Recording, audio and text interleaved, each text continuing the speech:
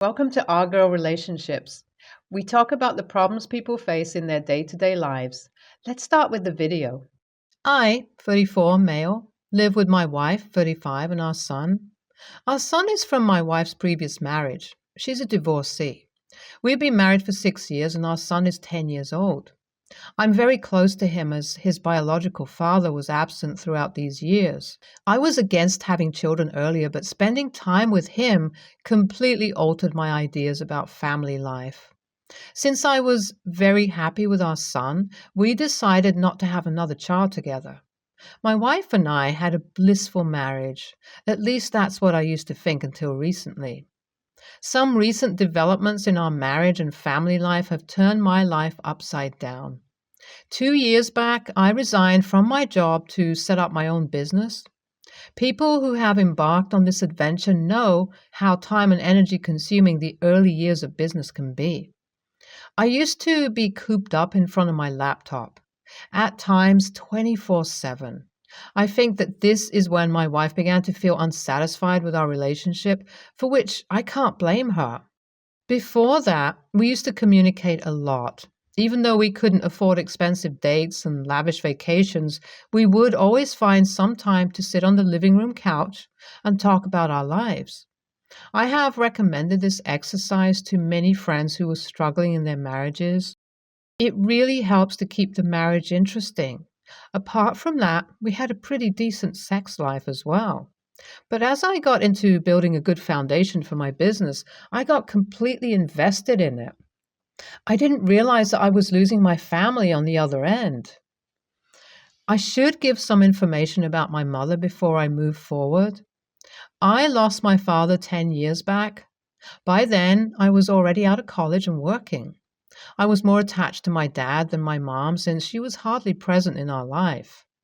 She was always occupied with her group of people, always out and about. Moreover, she was a spendthrift. Dad always had arguments with her about their spending habits, but her habits changed over the years, and as Dad died, she lost her steady source of income.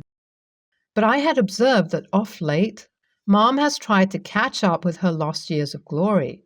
She's 55 now, but I see her meeting up with friends and hosting parties frequently. She lives close by and has keys to our house. 2 weeks back, I was sitting in my bed working and my wife was showering. I could listen to her phone blowing up with messages. Upon hearing this, my wife rushed from the shower to get the phone and took it to the shower with her. This was uncharacteristic of her, but I didn't think much about it. The next day, our son came home with his left hand plastered. He got a minor injury while playing soccer. At our house, we make sure not to blow up anything, so we cheered him up. My wife told me that she wanted to post a photo of our son on Facebook, and she asked me to take his picture. But I had plugged in my phone for charging, so I asked her for her phone. She gave me her phone. That's when I noticed that she had a PIN lock. This was also new because we both had no locks on our phones. This made me curious. I locked her phone again and gave it back to her to see what her PIN was. I got her PIN, and while I was taking photos, a message popped up on her WhatsApp. It was from a junior coworker whom she had introduced to me. The message read, "Bring your green dress tomorrow," followed by a winking emoji. She could see my facial expression changing, but I regained myself immediately and gave her the phone back. My heart was shattered. I could only think about the worst scenarios. I waited till night, and when I was sure that she fell asleep, I took her phone. I checked WhatsApp, but I saw that she had deleted all the messages with him. But then I checked iMessages. I was shocked to see that it had flirty texts, NSFW memes, and even naked pictures from 1.5 years back. I could see how the tone of their conversation slowly changed in the iMessage text. I did not know what to do. I took as many screenshots as possible and sent them to my phone, then cleared the screenshots from her gallery and our chat. I couldn't sleep that night. Almost every 10 minutes, I broke into a bout of silent sobs. I didn't know what to do anymore. Throughout that night, I was just thinking about my son. He had grown close to me and my mother. If I filed for divorce from my wife, I would also lose my son. I waited till morning to decide what had to be done. As soon as my wife left for work, I went to my mother's place and told her what I had seen. Surprisingly, she was not shocked at all. On the other hand, she started to blame me. She told me that my wife cheated on me because I was not putting enough effort into the marriage. I did not realize that she was guilt-tripping me. I wondered why my mother didn't understand the gravity of the situation. I wanted to ask her to imagine how she would have felt if Dad had cheated on her, but I didn't. After a while, my wife called me from work. She was livid. She shouted at me for going through her phone. It all made me feel like I was the one cheating. I accused her of cheating and she accepted the accusation immediately. I was surprised. I didn't have much to tell her anymore, so I cut the call and sat down to think about what was happening.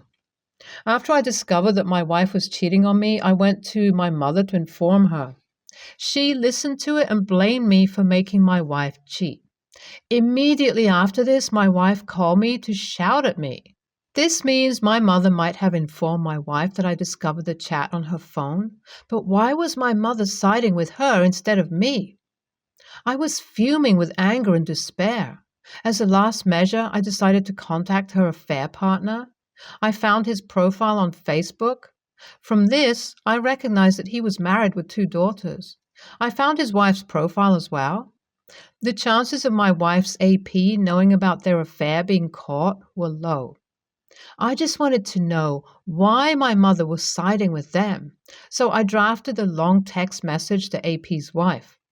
Before sending it, I took a screenshot of the chat screen and sent it to AP. He replied immediately in panic. I asked him to keep the conversation between him and me confidential. He apologized profusely for whatever happened between him and my wife, but I knew that he was not even the least bit sorry. So I asked him whether he knew my mother. He told me that a year back, while I was not at home, my wife invited him to our place. My mother, who had access to our house, came inside to see them together in bed. I couldn't stop visualizing what he narrated. My whole body was trembling just thinking about it. But my mother was cunning. She promised my wife not to inform me about this if they both paid my mother a decent sum every month. My mother took a bribe to keep my wife's dirty secret. I lost trust in the people around me. For further proof, he sent me a voice note. It was a call recording of him, my wife, and my mother. My mother became the guardian of their secret affair. She made sure that I never came to know about this. In the call recording, my wife sounded paranoid. She is scared about me finding out about their affair. But my mother consoles her by saying that she can always file for divorce. But since I had legally adopted my son, my wife was scared whether I would win the custody battle somehow. Though the chances of it were low, I knew that this was just my wife panicking. My mother then revealed to her that she can fight in court that I'm mentally unfit to take care of a child. I attempted suicide while I was in high school. I had never had any mental health issues before that. Even after that, I had led a pretty normal life, but I saw the evil side of my mom. She was ready to use this in court in case a custody battle happened over our son.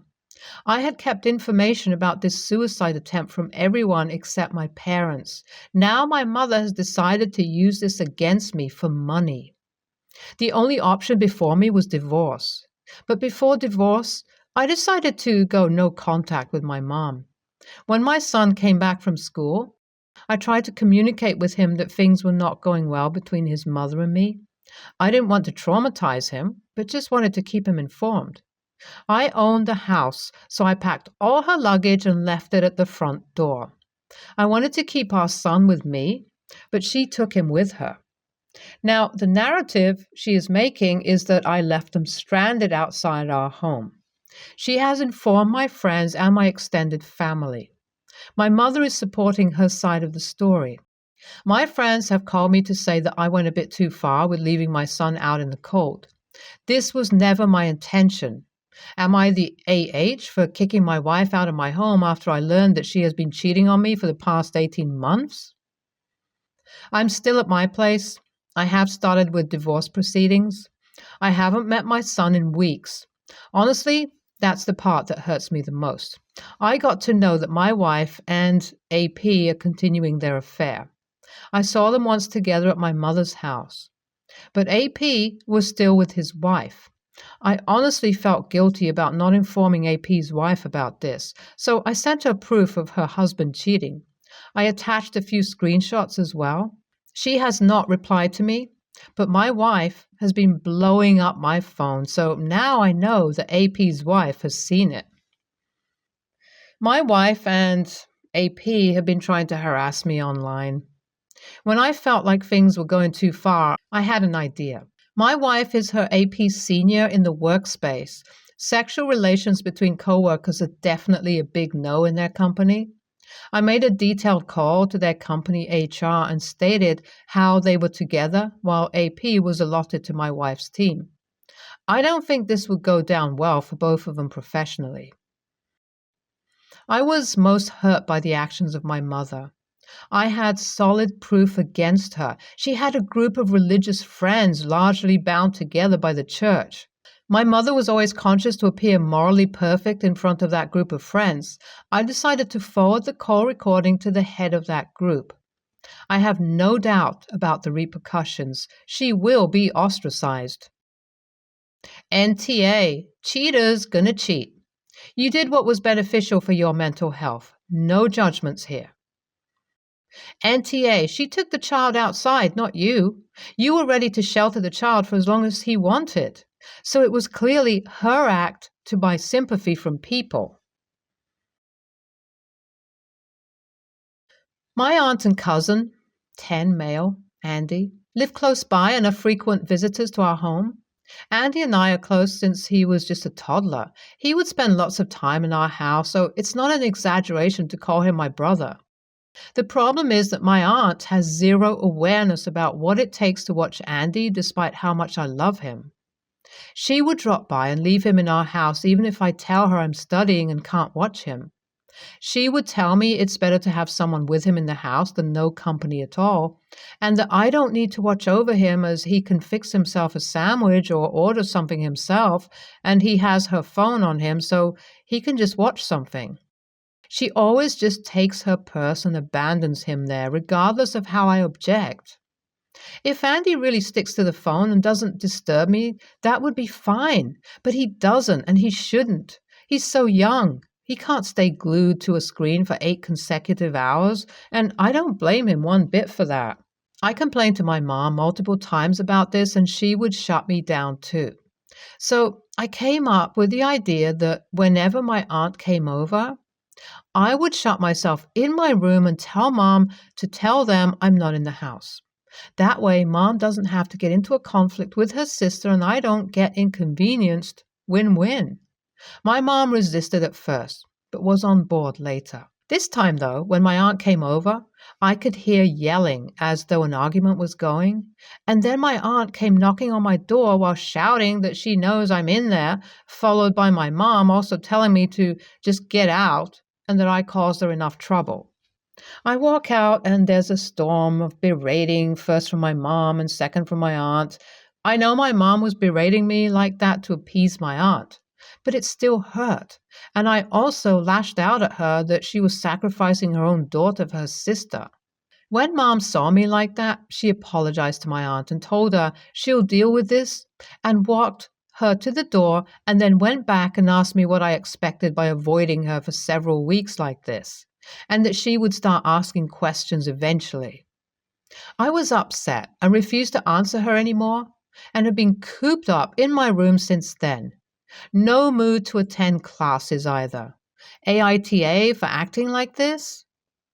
NTA, and of course it's babysitting and what is wrong with your mother that she doesn't tell her sister to take a hike.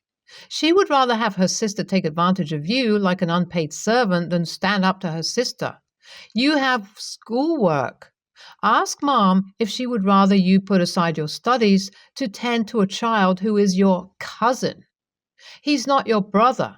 I'm sorry it may feel that way, but he isn't. NTA, even though you see him as a brother, your aunt sees you as a free babysitter. Neither your mom or aunt are taking into consideration your feelings and needs and the fact you're studying. And by the sounds of it, this is horrifically frequent, more than once every 2 weeks. It sounds nearly daily. They're essentially dumping that child onto you to look after while they can do whatever they want. Why can't your mom look after him most of the time and you could chip in, i.e., an hour or so? And after studying in free time that isn't dedicated to anything else? Could his mom not get him into after school daycare or find any clubs that he's interested in joining around the time she does whatever she's doing? Both parents are using you to negate on their responsibilities, your mother's responsibility to you and your aunt's responsibility to the child. I, female 20, am currently studying in the UK. The term has just ended and my friend had a house party last night. She's recently gotten together with a guy, Adrian, and this would be the very first time we, our family group, would be meeting him. The party was loud and we all got drunk pretty quickly. I didn't have much time to speak to Adrian besides the introduction. Oh, and he also brought his friend with him. I knew Adrian was from Spain, but since we haven't really talked, I didn't have much of a chance of ever making it known that I speak Spanish. My school had very extensive foreign language program, and along with English, I had to learn Spanish all the way from primary to secondary graduation. I didn't attend school in the UK. I needed some fresh air, so I went outside to the back garden, which was really dark. I could see two figures at the end, and I'm sure they saw me as the back door was lit. I don't think they cared, though, because they were loudly talking in Spanish. I think they assumed that no one would understand. It was Adrian and his friend, and they were talking shit about my friend, Adrian's girlfriend. I'm not going to repeat this, but it was nasty. I was unsure of what to do and battled with myself, but ultimately, I decided to tell my friend everything. Well, she ended up confronting Adrian and he denied absolutely everything and she believed him. Adrian, on the other hand, was pissed off that I hid that I spoke Spanish. I didn't. And said I was an a-hole for not saying it when we were introduced, and it was a dick move to hide it and then spy on him. I told him he shouldn't have said those things, or at least be quiet because he doesn't know if anyone might be listening. He called me a bitch, and my friend kicked me out. She's still angry with me, and he made an online post complaining about me hiding the fact that I speak Spanish and that I had no business speaking it anyway. Basically, being really nasty. I don't have him on social media. My other friends sent me links and screenshots. I genuinely thought I was doing the right thing, but now I don't know. AITA? So let me get this straight. Boyfriend is angrily bitching about you speaking Spanish and denying that he said what he said, and your friend believes him over you? Your friend is pretty damn gullible. OP, you're NTA. If boyfriend didn't want anyone knowing what he said, he shouldn't have said it. Don't feel bad if you lose a friend over this. You told the truth and did nothing wrong. You don't need friends who are credulous to the point of stupidity. Boyfriend is pretty damn stupid too. There basically are no secret languages out there. Whatever language you speak, you're going to randomly run into someone in a place you don't expect who will speak it. And Spanish is one of the most widely spoken languages in the world. Hard NTA. You're a good friend and a true girl's girl. You owe absolutely nothing to Adrian, or anyone for that matter. He is not entitled to explanations or any personal information about you, including how many languages you speak. The only reason he's throwing a hissy fit is because he got caught. He's clearly a nasty, toxic manipulator, and your friend is seemingly not only oblivious to that, but she's also wildly ungrateful and nasty herself. Reconsider this friendship because while you were sticking your back out for her, She was ready to stick a knife into your back. She watched as he called you out of your name and didn't hesitate to leave you to fend for yourself before harassing you online. Anyone who doesn't appreciate what you did doesn't deserve your friendship. NTA, your responsibility is to your friend. You did the right thing. You also don't need to lead a conversation with a full breakdown of the languages you speak. Adrian's false umbrage should be a red flag here. It's not on you if your friend refuses to see it.